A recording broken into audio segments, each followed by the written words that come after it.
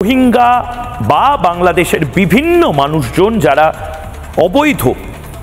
বৈধ কাগজপত্র ছাড়া যারা এপারে চলে এসেছে এবং তারপর কিছু রাজনৈতিক দল তাদেরকে ভোট ব্যাংক হিসেবে ব্যবহার করছে, তাদের ভোট ব্যাংক বৃদ্ধি পাবে এ কারণে তাদেরকে ব্যবহার করা হচ্ছে, তাদেরকে ভোটার আইডি কার্ড দিয়ে দেওয়া হচ্ছে, তাদেরকে আধার কার্ড দিয়ে দেওয়া হচ্ছে।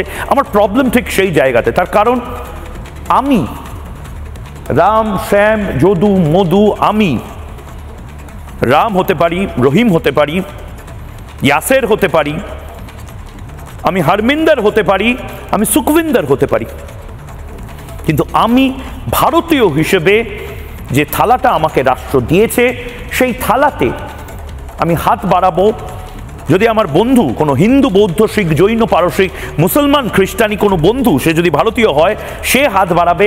যদি আমার তাকে পছন্দ না হয় আমরা নিজেদের মধ্যে মারপিট করব, আমরা নিজেদের মধ্যে তর্কাতর্কি করব, কিন্তু ওটা অর্থাৎ থালাটা আমাদের ভারতীয়দের। আমরা কেন বাংলাদেশিদেরকে বা আমরা কোনো বিদেশিদেরকে কেন থালা ভাগ করব?